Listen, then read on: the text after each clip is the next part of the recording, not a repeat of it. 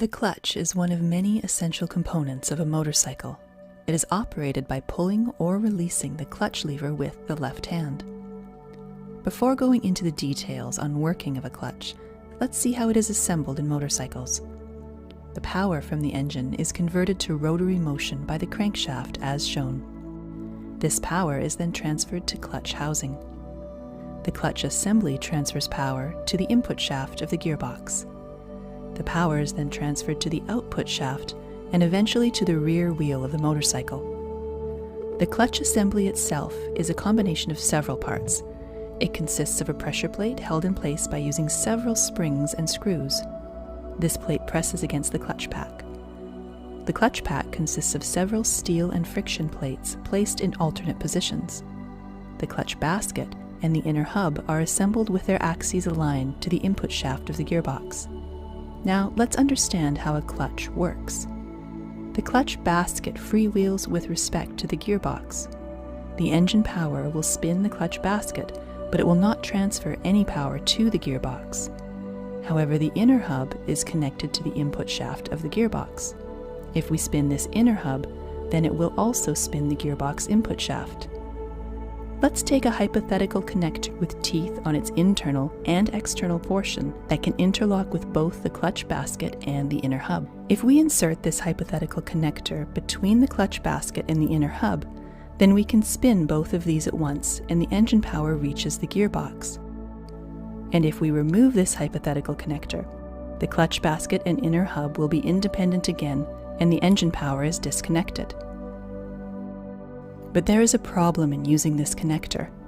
When the connector is removed, the inner hub spins due to inertia of the motorcycle rear wheel, and the outer basket spins due to engine power. This is why these two components start spinning at different speeds. In order to interlock with both of these non-synchronized spinning components, the hypothetical connector will have to spin at two different speeds at the same time, which is impossible. For example, if it matches the inner hub speed, then interlocking this connector with the outer basket will be either impossible or too difficult. To eliminate this problem, the clutch pack is used in place of this hypothetical connector.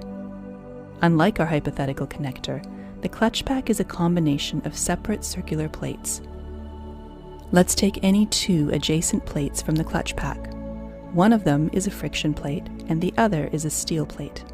The friction plate has teeth on the outer circumference, which always interlocks with the clutch basket and can slide sideways along this clutch basket. The plate spins with the clutch basket, but doesn't affect the inner hub.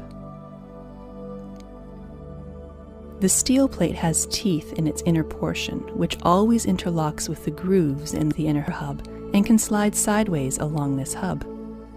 This plate spins with the inner hub, but doesn't affect the outer basket. As these plates can slide sideways, we can press them together, gradually increasing friction so that both of them start acting like a single unit, like our hypothetical connector. With this arrangement, if we spin the outer basket, the inner hub will also spin. This will eventually transfer power from the engine to the gearbox. Even if the plates are spinning at different RPM at first, the gradual increase in friction between them will eventually synchronize them. If we release the pressure, the two plates become independent. This will disconnect the inner hub with the clutch basket, and the engine power is disconnected.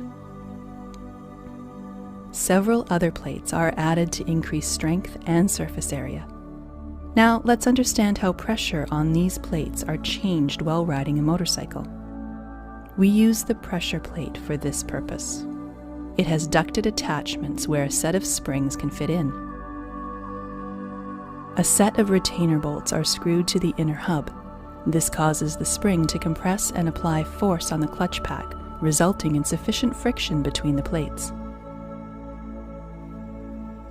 We can release the pressure on the clutch pack by pushing the pressure plate outwards. We can control this pressure by pulling or releasing the clutch lever. As the clutch lever is pulled or released, a cable or hydraulic system rotates an actuator arm as shown in the animation. This arm presses against the push rod towards the clutch. This rod goes through a duct inside the input shaft and pushes the pressure plate, releasing the pressure on the clutch pack. When the clutch lever is released, the springs again apply pressure to the clutch pack, as shown in the animation.